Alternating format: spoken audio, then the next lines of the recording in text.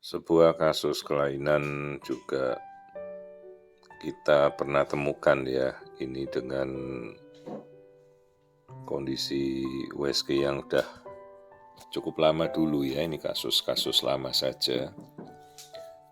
Namanya sindrom Patau atau trisomi 13, di mana kita temukan suatu kondisi fatal sekali.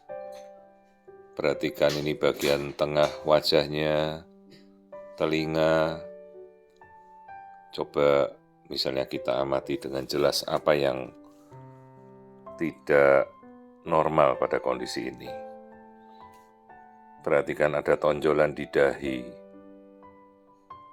Jadi bayi ini tidak mempunyai hidung, tapi hidungnya menjadi seperti belalai, muncul di dahi ya, namanya proboscis. Dan matanya menjadi satu di tengah, menjadi cyclops, atau bayi dengan mata tunggal, mata satu di tengah. Ya, ini dengan alat USG yang jadul dulu, semasa saya masih bertugas di rumah sakit kabupaten di Tangerang ya, di Provinsi Banten sebagai senter rujukan utama untuk kasus-kasus kelainan di provinsi kami di Banten. Dan ini kita temukan struktur otak yang rusak, namanya holoprosencephaly, di mana jaringan otaknya kesannya menjadi seperti hancur, tidak ada jaringan otak, isinya air. Terus bagian jantung terlihat jantungnya bocor. Ya, ini USG yang kita lakukan ini sudah USG kuno ya.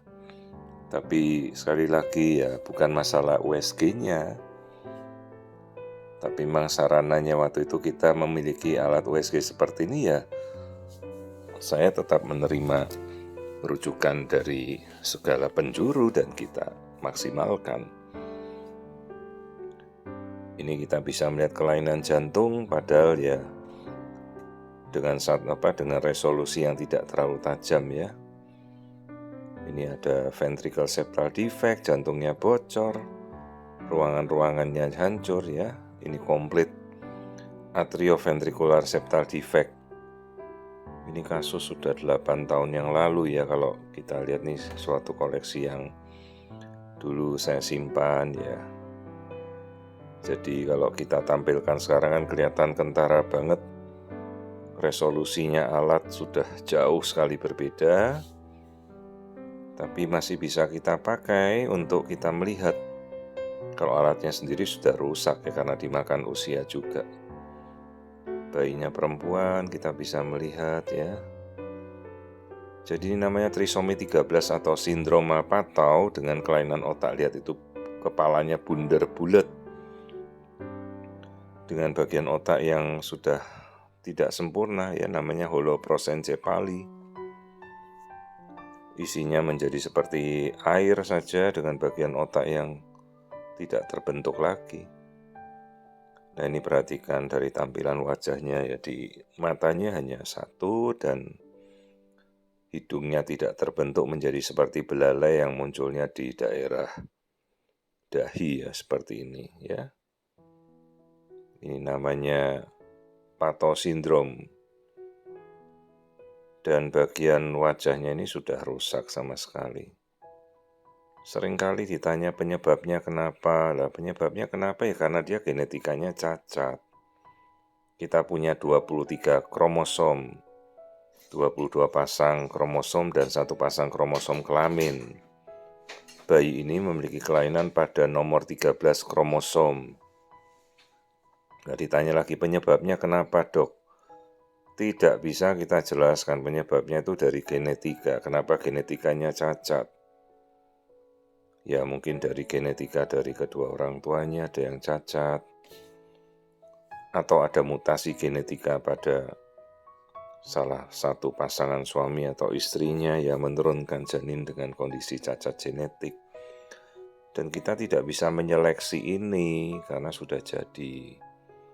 Sekarang kita sudah bisa melakukan pemeriksaan kan namanya NIPT, non-invasive prenatal test lah, kita bisa dari awal cek genetika bayi ini ya. Gitu. Nah, ini kita ukur biometrinya.